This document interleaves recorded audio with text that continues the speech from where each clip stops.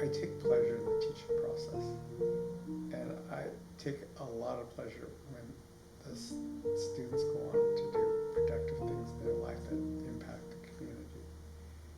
I just want to thank you again, like, so much for coming here and, like, being willing to share your story. And the reason I wanted to do this is just because I think stories hold so much value, and that's basically passed on generations through generations. And everyone's life story is so different, and there's so much to learn from every individual experience. So, thank you so much. And, I really appreciate you taking the time. So, um, and let's just get right into it. Like, what's your full name and where were you born?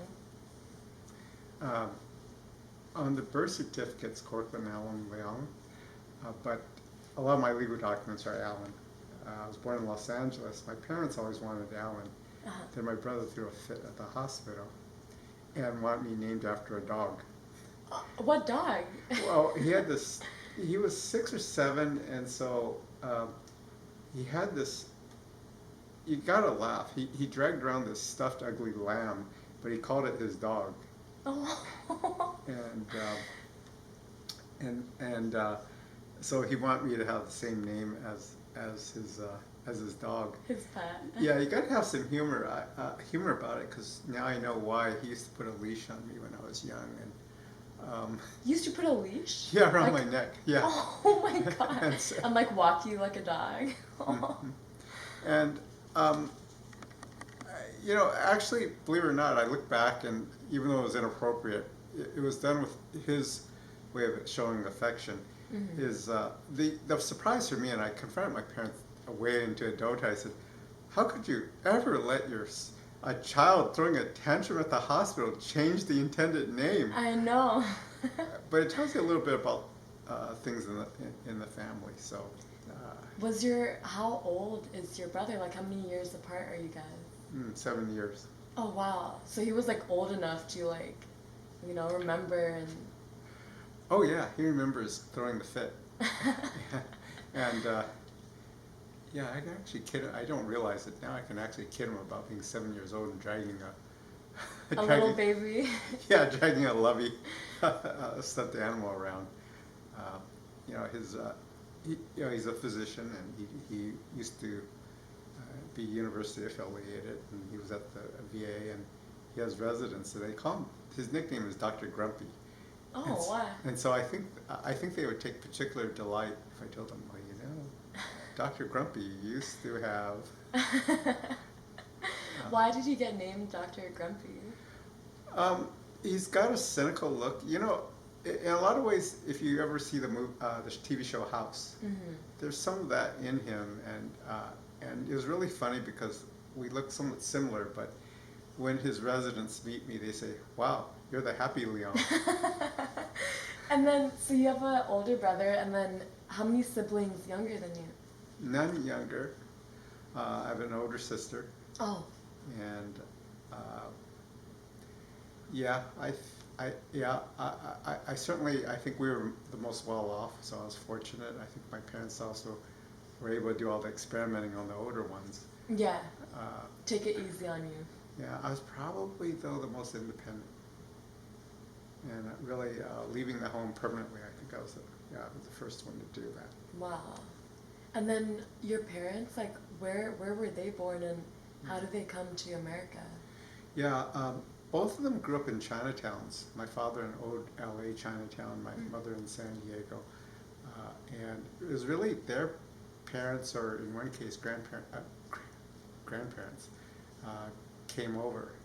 And so that was a long time ago, especially on my father's side. So there's a rich history on both sides.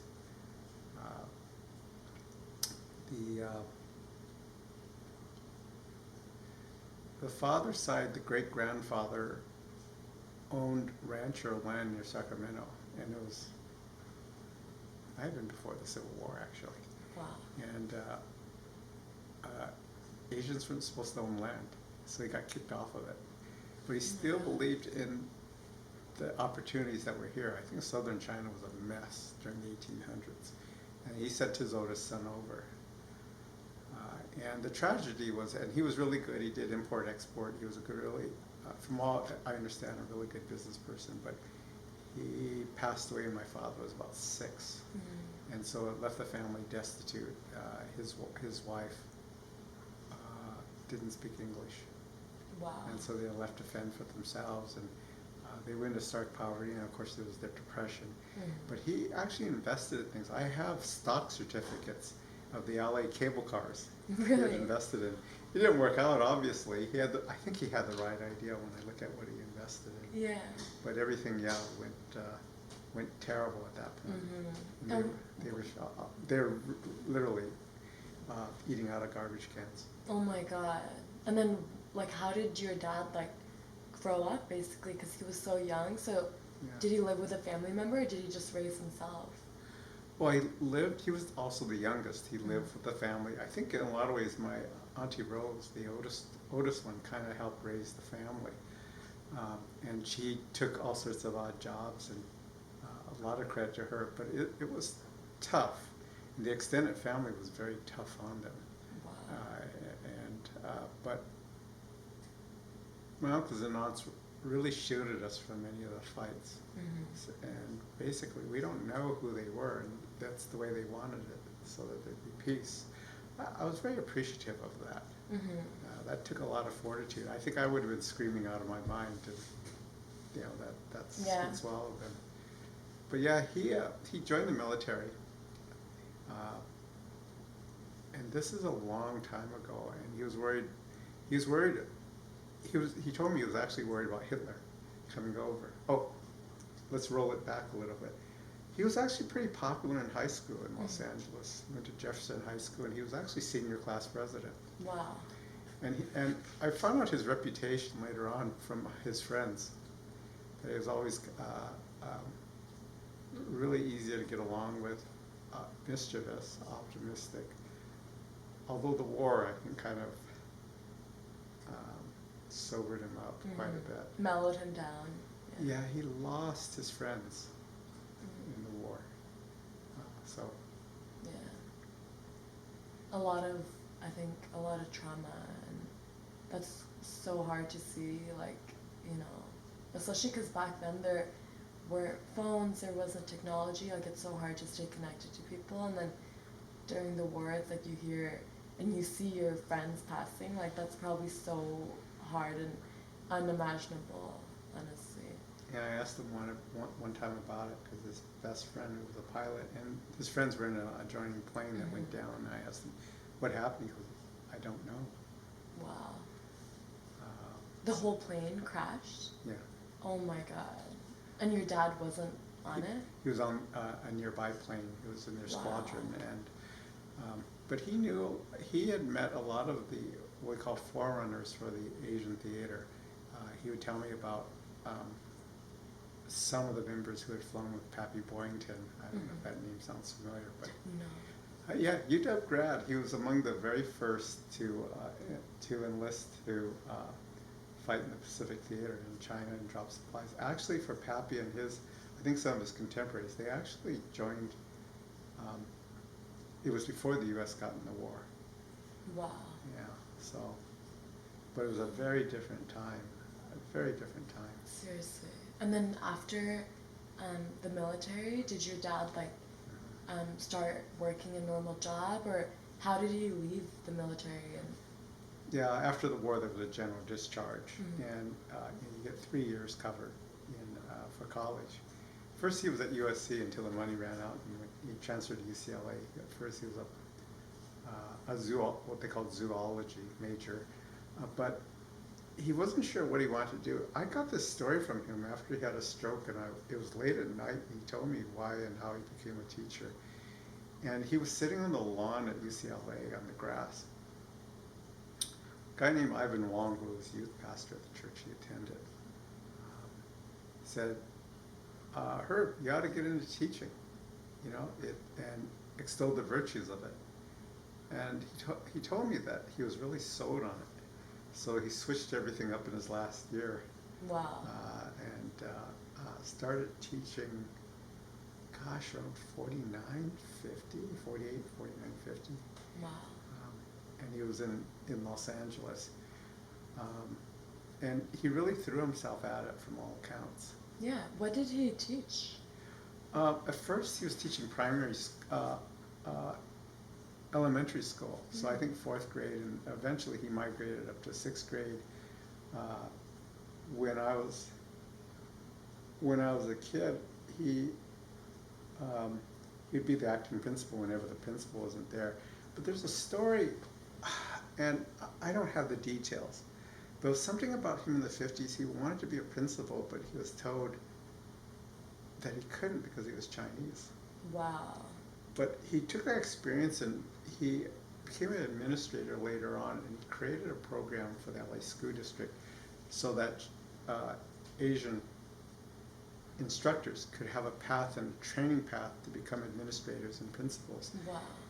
And I didn't realize how much it was an impact. It was the first such program.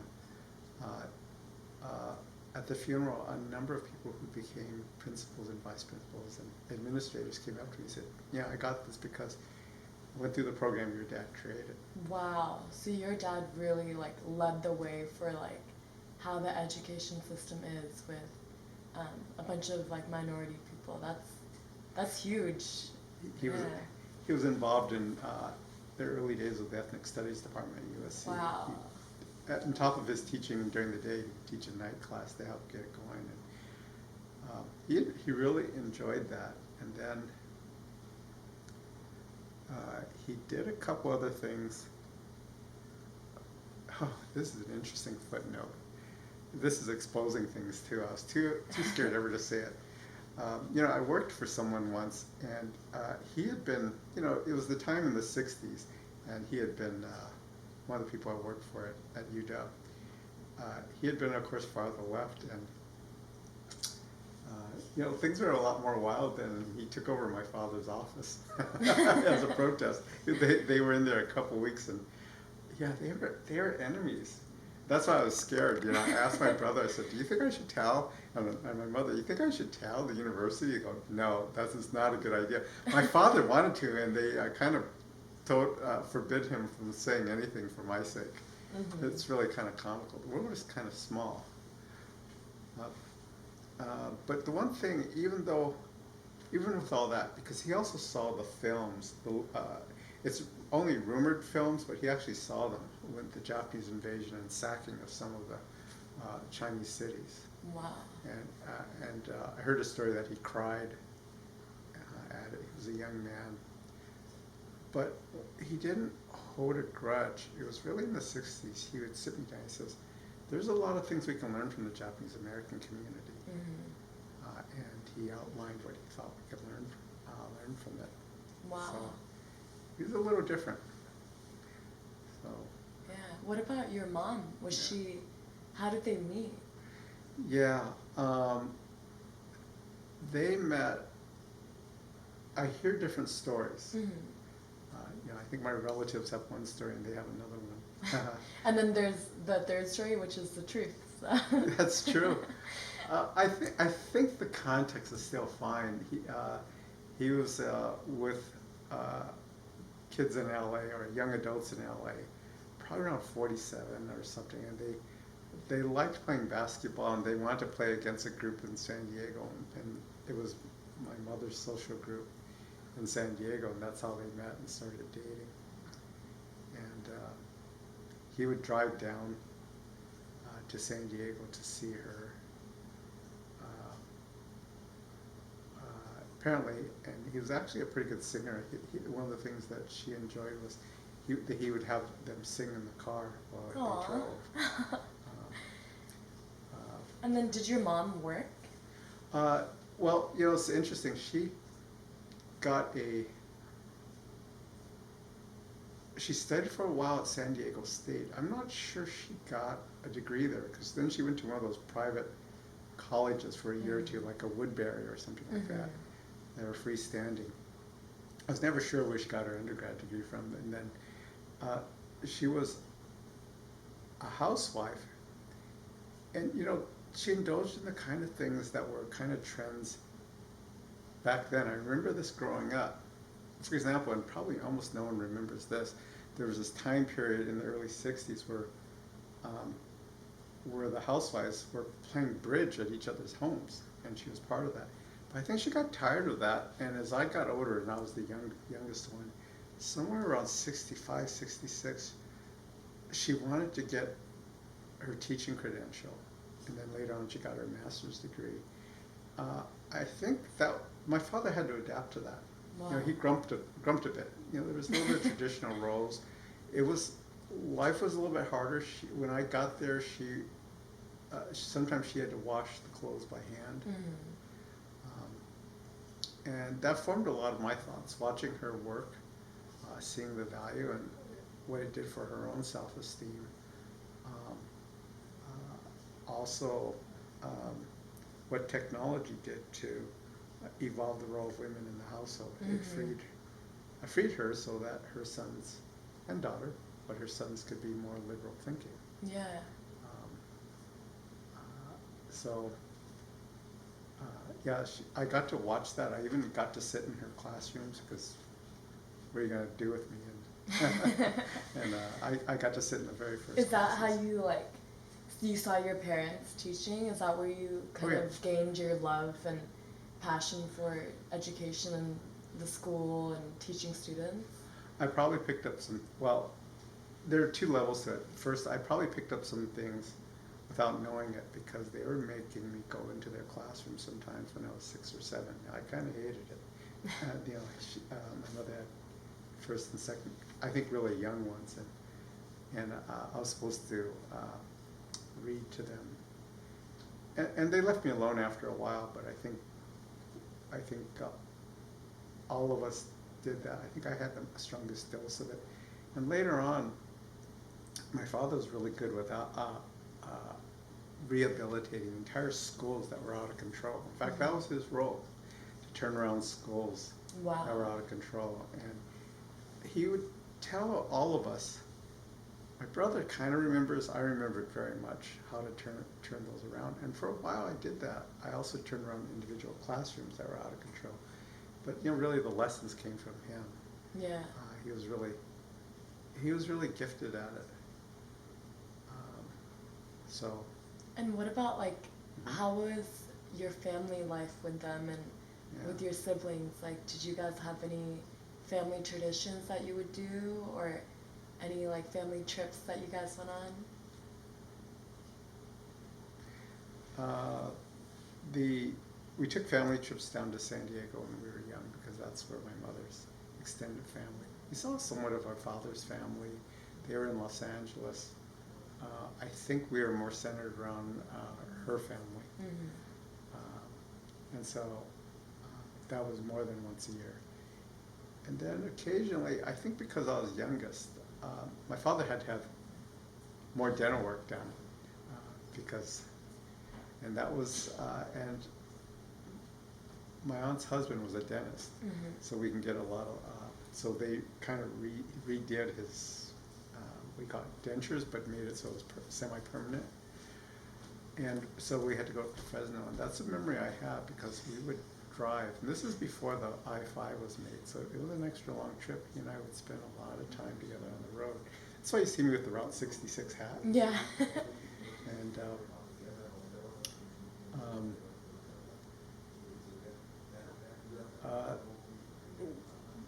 don't get me wrong, and all families are quirky, but we had our share of quirky. But I also believe I got everything I needed and more so from them.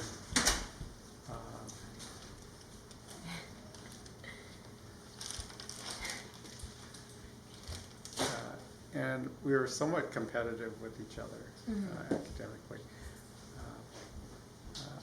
I think it was hard for our sister to grow up in between us, to be honest. And I think she's expressed that. Do you think all the attention from your parents went to you and your older brother? And there's a middle child syndrome where that happens, where the middle child is just kind of forgotten. I've made that case that she did. Yeah. I think all of us will say that the others, they got the least from the others. I actually take the view now that it was just different with each one. I am convinced our parents loved us, but I had to do something. I was in my 60s, and I had to sit down with my brother and his wife and the extended family would go to the reunion. And he says, "Well, your parents bought you that car, and they didn't do that for your brother and sister." I go, "I bought that car." Yeah. They go, "What?" And then I kind of faced them down. I said, "I bought the car. We shouldn't be having this discussion." He goes, "Well, why didn't you tell us?" You never asked. It's not my way to kind of tell you that I got a little bit of help. I essentially bought my second car. Wow. And How were you as a kid? How would you describe yourself if you were to look back? I probably needed to relax more even as a young child. I was kind of on edge.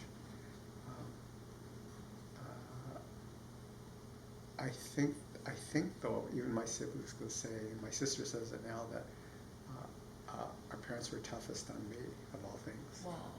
And I actually sat with my mother when we were taking care of her, and she goes, "Oh, I didn't know we didn't do that with you." Oh. For example, I used to get up at 4:30 in the morning for high school, 5 o'clock to hit the buses. And she goes, "Why didn't you tell us?" "It's your fault for not telling us." I go, "I was 13, 14. You didn't know where your son was." And I think sometimes the youngest one kind of gets missed. Mm-hmm. Did you go to like a far away high school, or why did you have to wake up that early? Yeah, it was busing. I don't think they do it now. I think the rules in place would force the hours to be more sane. The bus came at like 5:15 in the morning. That is so early. Yeah. I can't even imagine. And the later one would be full. I probably should have taken public transit. There was a way to deke that, and I could have taken the 7:15 bus. It wasn't until later I figured that out. I was an idiot. I was an idiot ninth grader. All those years of sleep. Yeah, well, it's funny. My sister said, "You could have done that." I said, "Why didn't you tell me?" And it was really hilarious. Too late. It's okay. But my brother was really bright. He got a lot of accolades. He was valedictorian from his high school. He graduated physics at UCLA at 19. Wow. And had his name on a perpetual trophy for being a top grad in physics. Then got into a PhD program in physics at Berkeley. Wow. And now he's a grumpy doctor, physician. Yeah, and he transferred out of that to medical school. Mm-hmm. And I actually acknowledge, I think he's more well-rounded than I am on the skill level. I'll briefly concede that. I think for him, he didn't realize. He said, "You're smarter than I thought you were." I said, "Yeah."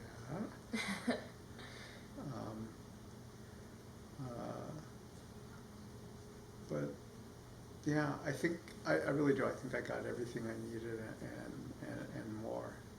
And my parents really don't owe me anything. Yeah. What were your dreams? Like, Oh. when you were a kid, what did you want to be when you were older, and how did you envision your life to be? Well, let me correct two things. I know you kind of were trying to get at what I was like. I was also loved to laugh, and I was mischievous. And you see that even as an adult. And you can kind of see that in some ways. I think I was thrown into the kinds of things I do almost by accident. They're still strong, the mischief maker, and I've helped to eliminate a lot, gradually polish that off. But underneath it all, you can kind of tell. It keeps it interesting. Yeah. Yeah.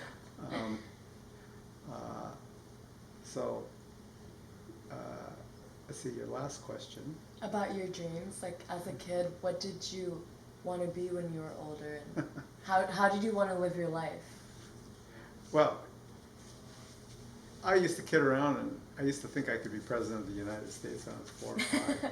And I remember, it was almost like a parlor trick. The school teachers would put me on display because I'd memorized by kindergarten all the presidents of the United States in order. and for many of them, I memorized key parts of their inauguration speeches, which is really kind of out there. Never heard of that. Neither did they, because I remember going to first grade and the teacher going, "Oh, so you're the one that knows all the presidents. Hey, recite it for me." And I did in front of class. I don't know if that made me any fans. In retrospect, that was probably not a good idea, but but I think speaks well of a lot of things that I would actually have that even entertain that dream. I think one thing that did impact me, why I would say that, I think I remember hitting me and my parents when Kennedy was assassinated. Mm-hmm. And then we talk about it at the elementary school. I know that seems like a long time, but I remember it being one of the defining moments from my childhood. If I think of events, right, each generation gets defined by. How did that make you feel? Like, did you just think like, oh, I don't want to be a president anymore? Like, that's so dangerous. Or... No, actually, I probably came out of that wanting to be president because it was so prominent. But I remember even my mother walking me and her talking to her friend. They were talking about the assassination. It was pretty big. It was pretty shocking. Mm-hmm. It made quite an impression.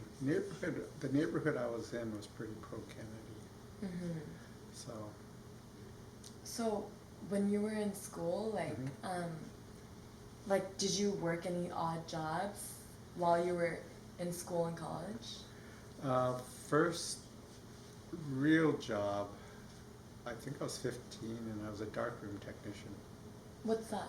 Oh, in the old days, you had the camera, and then I would develop the film and then also blow it up and put it onto photo paper, and I did it for a research group over at USC's medical campus, but it's a very laborious process, and I also did special effects to make it work out. So there were two things about it. One was it was for the histology group, so they would take these special pictures, and I was supposed to go into a textbook for the medical students. But there was the other part, and I got permission. The people at my high school say, "Hey, can you develop and do some things with this roll of film we took?" And a lot of it was from the sports games. But it was really laborious, and if you want to laugh, it was how I got over fear of the dark. Because I walk in sometimes around in the morning, and you lose sense of time, and I'd walk out and it was dark. Wow. So it was just always dark. It was always dark. Yeah. But you lose sense of time. So. Wow. Yeah, that was the first job. I mean, I volunteered, and it was more fun than anything else. And my relatives treated me so well, treated all of us so well. But I think they really took care of me, me in particular, when they worked at the store. I probably got my moral fiber, a lot of it, from my Aunt Mary. And was it like a grocery store that she owned?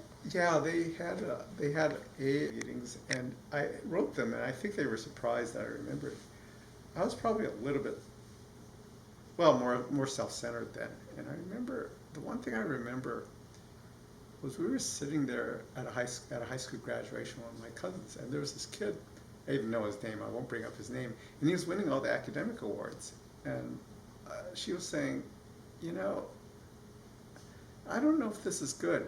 He is really bright, but he took 14 of the 16 academic awards. For the kids, we should spread it out. And I thought about it. I said, yeah. I was self-reflective at that point. I said, I think she's right. And it's not the only time I ever listened to her and her family. They actually taught me well. Mm-hmm. I didn't see them as much as you'd think, but I give them a lot of credit. There's a lot to learn from family businesses, I think. And even though it's your aunts, like, I'm sure it's a totally different experience. And, it's not like the traditional like job that people have, but so much to learn, especially when, you're doing everything by yourself. And that's great. Not a lot of kids can say that, they had that experience growing up. So super cool. Well, at that point, I really respect my cousins for the Yeah. work they did. It's amazing. And I probably said I remember saying some foolish things. Have you not seen this movie? Well, that was dumb because they were working at the store. And, later on I realized it and said, oh, okay, that was dumb. Well, I'll learn from it. Yeah. Always something to learn. Always something to learn. Yeah. And then where did you end up going to college? Yeah. We didn't have what they have now, which is the, what is it when you go to the college while you're in high school? Running Start. Yeah, Running Start. Yeah. No, I had to do it through the back door. And so I was over at Cal State LA. They had kind of a program. And then I checked and then my parents did not like this. I put myself into alternative school in the high school so I could command the pace of my studies, and also so I can go off campus to go to Cal State while I was in high school. And then I just signed myself out of high school one time. I said, I'm done with high school. Wow. And I was 16. I said, I think I'm enjoying my classes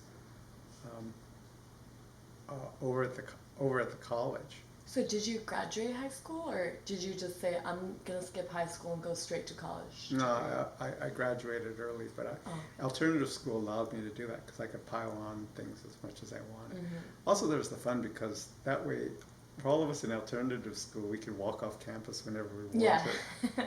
So, and this is a memory, and you gotta laugh. It was a sign of the times. There were two things. One, that group smoked a lot of weed. Mm-hmm. It was just the times. In fact, it was so much. You'd walk in a classroom and the smoke was cloudy in the room. And we had an encounter group. I don't know if that sounds very 60s. It was the early 70s. And, one of the complaints and arguments was, can you guys just stop smoking so much weed? We can't see in the classroom. And the other thing was, and this is really a period piece. I don't know if you ever saw Billy Jack the movie. No. No, it's really a period piece. But the opening song,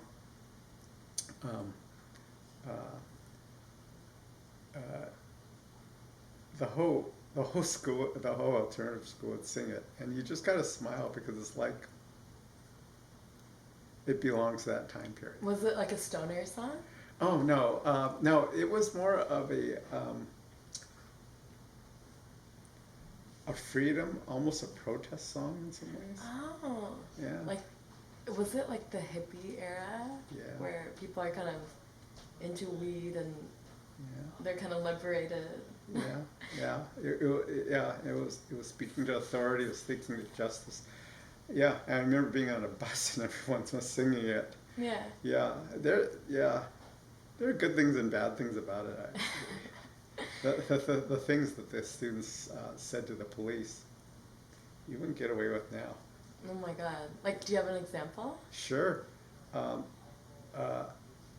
lot of the students when they saw the police, they started winking and yelling out to them.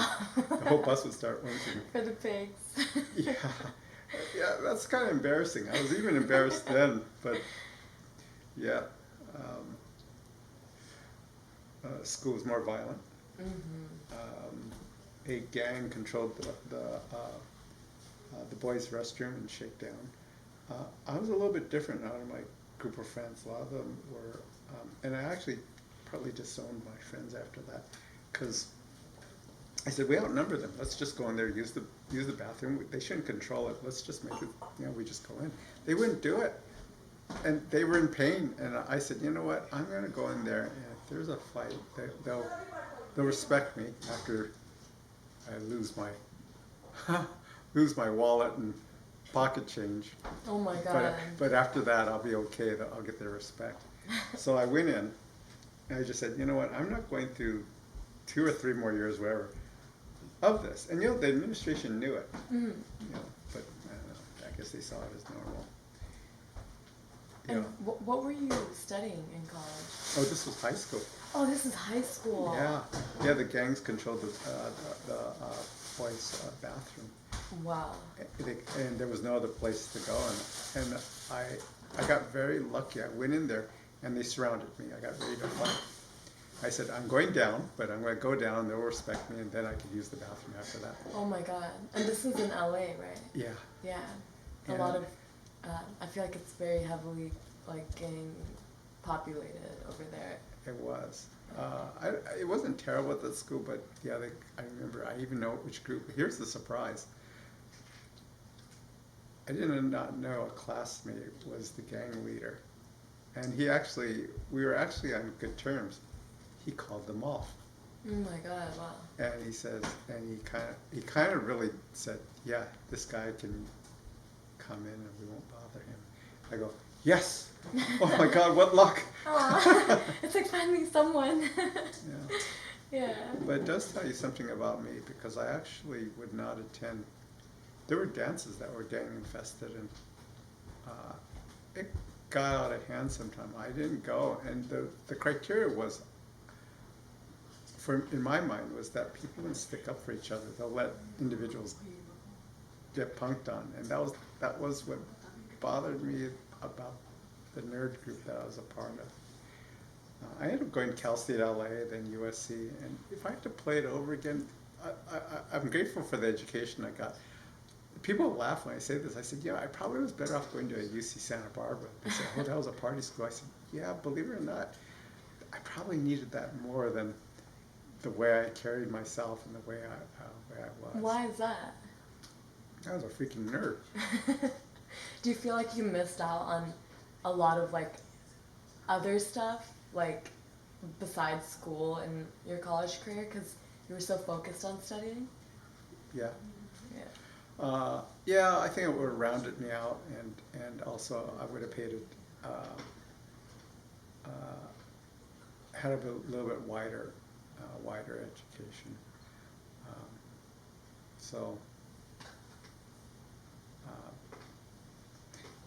But you know, my education over the lifespan, it's been pretty varied. I've attended 9 different schools. And 9? yeah. Wow. And then when you first like started college, did you always intend on going into, you know, teaching, and what did you want to do? I vowed never to teach. That was what my parents did. And actually, there were 2 things I said I'd never do. I'd never be an engineer, and I'd never teach. Yeah, and now you're both. Yeah, the universe has a sense of humor, and but that came the second time around when I was older. Mm-hmm. What were you going to school for? The social sciences. Oh, okay. Yeah, I got my PhD in psychology and worked with kids. Enjoyed it. Went back. There were some other things I wanted to do. I got very lucky. The state of Washington had an exchange, almost like an exchange. People from British Columbia could pay our tuition and we could pay theirs. Mm. I got away like a bandit. It was like $300 Canadian for unlimited tuition. Wow. for per trimester, and I took them up on it. I said, "Wow, let's count the dollars here." Oh man, I can't believe it. I also get their health insurance. This is like, yeah, this is a tremendous break, and I get an international education. The Canadians ran themselves differently at the school I was at. There was a strong British component. The exams were worth a lot more than you'd ever have in an American university. Mm-hmm. And then some of the STEM undergrad classes, lower division classes, had an average GPA of 2.4 at the time. Wow. I heard it's not like that now, but it was teeth rattling. And when I went back, I was saying, I'm not as smart as I thought I was. I'm an idiot. It's humbling. Yeah, it's humbling. Yeah. Made a lifelong friend. I talk about the story of meeting Eric Leong. Yeah, he was really one of Canada's greatest computational mathematicians, but he was 10 or 11 at the time, and I thought I was going to flunk this math class. I was early on. I shouldn't have taken it, and I threw myself into a seat, depressed or anxious in the common room. And I go, I think I'm going to flunk this class. And this kid looks at me, he goes, well, which class is it? And I go, well, it's graph theory. He goes, yeah, that was one of my harder A's. I see death in this room tonight. And he's laughing. we became lifelong friends after that. Where is he now? He's slumming it at Google. Oh, wow. Yeah, he was a prof for a little while at the University of Iowa, and then No, I think we're good. Are you sure? Yeah.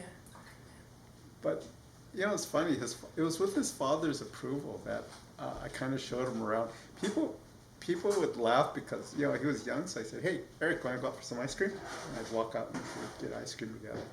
But I was also indulging in a second childhood, and he was walking on the first floor, and so I dropped a water balloon on his head this summer, and then it started the water wars all summer in the computer science wing. That's like one of the most dangerous places to have a water war. Yeah, we were handing out water pistols. I was a little bit older. I was in my early 30s, but that's probably what I needed to do the first time. I also had a wonderful, it was there that I had wonderful professors who were genuine, kind. I also got a lot of dinners and lunches. You kind of see me take after that. That was both my father and the professors. Yeah. So, Arvind Gupta, he was a computing prof. I got his notice. I took top score on, broke the curve on some class, and I went to him and said, makes you think I'm pretty smart, eh? And then his TA said, actually, we thought you're an idiot. And we checked to see if you cheated, but we looked at the crowd map, and everyone around you is an idiot, so we had to admit that you had something. And I said, oh, okay. You were the smartest idiot. Oh, I That's don't what know. they were saying. I don't know about that, but then we started pranking on each other, and he actually took us to lunch. But I had that with a lot of a number of the profs. James Dean, that was his name. He was an economics prof. Now this one's important because you know, James, I wish he was alive, and we sat together, and he would also bring us bagged lunch, and he would sometimes give me half a sandwich, and we'd sit and chat. And he looked at me, we were walking once, he says, you're going to be on business faculty somewhere someday. And I wasn't headed that way. I wasn't headed to teaching, I wasn't headed to really do much in business, except at least not in academia. I looked at him and I said, yeah, right, James. He goes, no, I'm serious, I can read this in you. And I think I can understand why he thought I would teach, because that's kind of, I look back and I could see that DNA. Mm-hmm. To this day, I wish I could ask him, why did you think of business? And I wish I think I asked it, but I didn't get a satisfying answer. Yeah. He saw something in you that I feel like sometimes we can't even see in ourselves. Yeah. Is that what kind of made you consider it? Like, oh, maybe I would. No, I was still laughing at him. And I also, and I didn't want to ever tell you or the other students, I was also pranking a lot in the classes. I do all sorts of goofy things. Like what?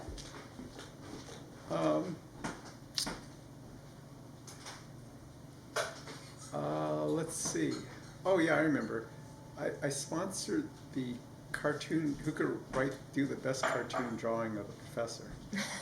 And everyone voted on it in secret during the class. Which professor, you or someone else? Oh no, someone else. I was a student. Yeah. I was in the back row. And best yet, I got my friend blamed for it. I put the pencil next to her.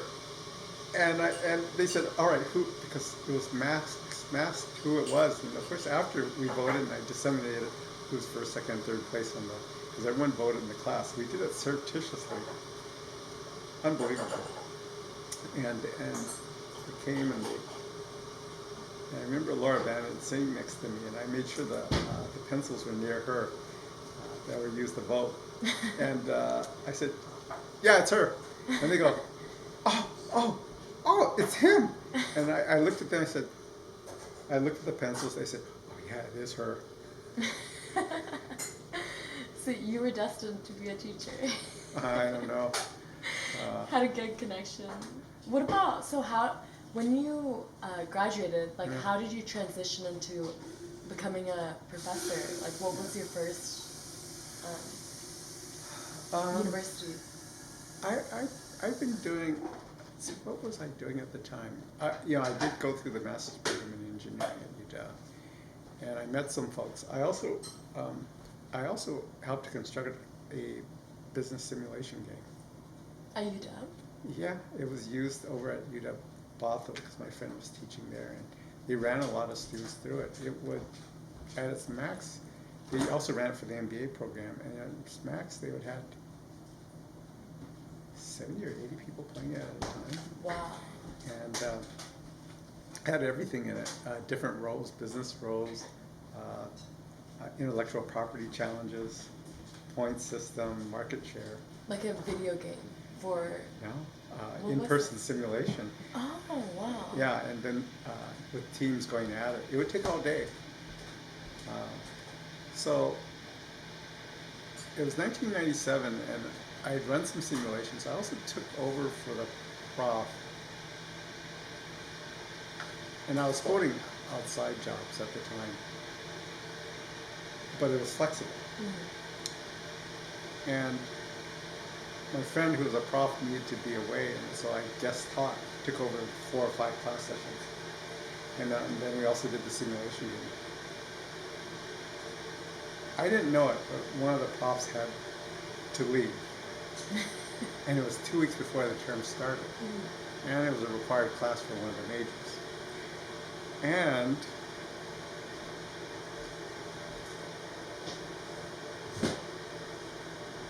there was only the very shallow of the syllabus, so they had to rely on me to create it. And they asked me, would you like to do it? And he kind of also tried to get everyone to, all the students to push me to do it. I actually was really worried. I said, I've never taught the college level, and I have 2 weeks to create a class, and even they don't know what they want precisely. And it's a required course. I go, wow, this has all the makings of a disaster. But I said yes. I said, well, this could be interesting. It was 8 to 10 p.m., fall of 1997. Wow. And I went away, I think on my own, to Oregon, so I could write it up. And I got help from a couple of my friends.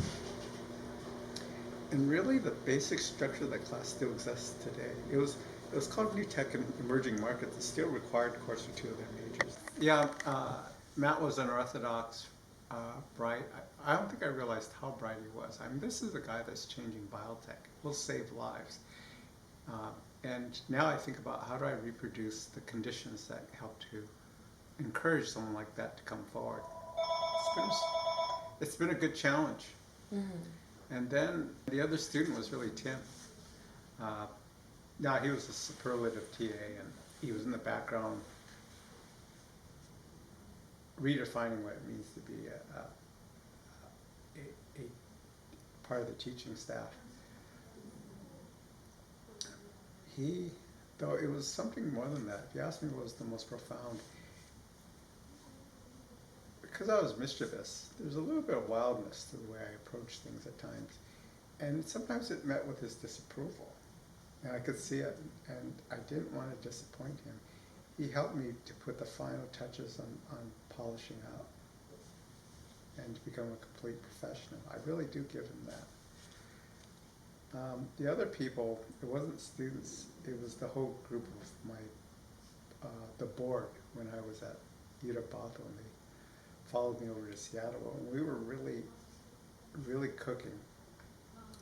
We used to go over to this person's house, Diane Branson. She'd make us dinner, and every week we'd meet on Friday. Thursday night or Friday. George would be there, so was Richard. And we were affiliated with one of my classes, and we would discuss every student that was in the class. Wow. And how we could better serve and make sure each one was covered, and try and figure out. Sometimes it was a puzzle, and how could we figure that out? And I think because it was so concentrated experience, and also we enjoyed each other, it helped to shape what went forward. Wow. It's almost unheard of to have that kind of attention.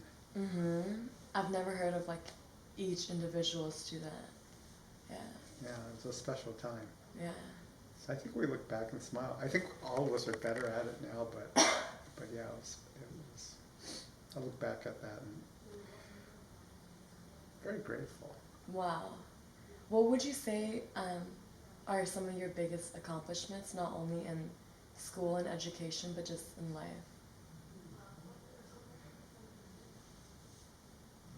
Yeah.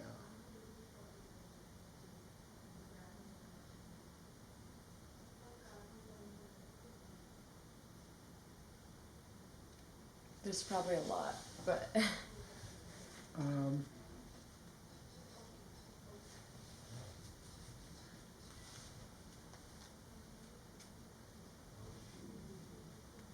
there's unfinished business I'd like to do, and I think it was one of the better things I ever engaged in.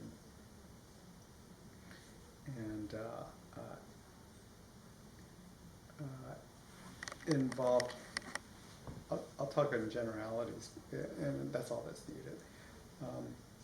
It was about 13 years ago, I was trying to redefine what a fraternity or sorority could be. And I actually believe in the system itself. It's a wonderful way,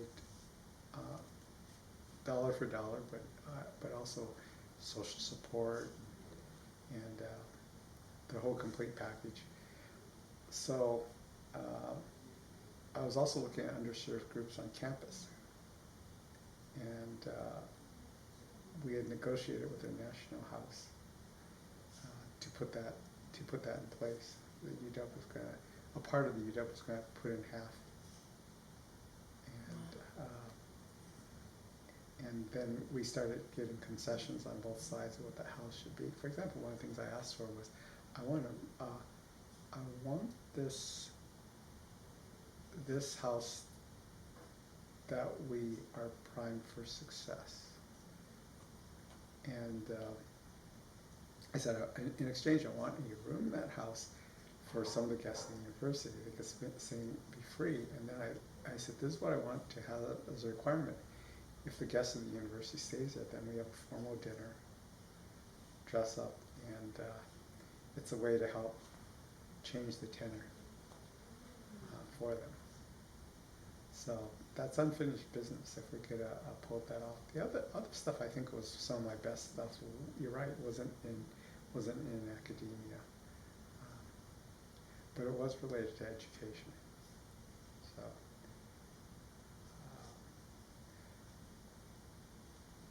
But I'm pleased. I'm also think I'm fortunate because I got to do things that others didn't do. I got to spend some time with middle schoolers during summer school and during their classrooms, because even though we were volunteering, we got to tinker with it because of a principal. wow. And then George got us involved in another project with chronically unemployed young adults, and I thought that was going to be a complete mess. And it wasn't. It was actually the exact opposite. So, I consider myself fortunate. I got to tinker with things. Yeah. Seriously. But best things? Too many. I think I can name too many things. If you could go back and relive a moment, Yeah. what would it be?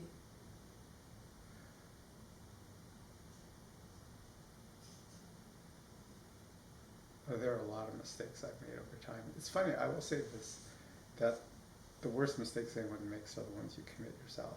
Mm-hmm. And whether in business or in your personal life, and personal life is usually the more painful one. No, business too. Painful in different ways.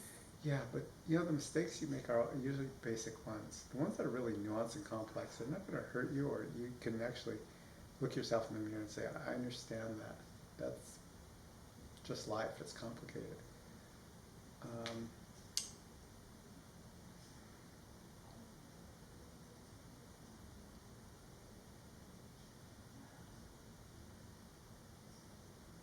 Yeah, there's about 10 things. Mm-hmm. I'll have to sort that out in my head. But they're there, and they all fit in that category. Yeah. And I'll be honest, I'm embarrassed. Mm-hmm. But yeah, every one of them, you just kind of do it to yourself. Yeah. And life goes on. Life goes on. Yeah. Yeah. And what do you think is like the best? I can Yeah. mention one, and Yeah. I think that I would have permission from everyone. Yeah. When I exited one of my jobs, I did not do it peacefully. I still think I'm right, even because I came back to that campus. But I could have done it with a lot more professionalism and grace. It was really halfway through, because I was teaching all of you, that I decided I needed to reconcile. Mm-hmm. And some things after the fact can't get reconciled very easily. In fact, it didn't. But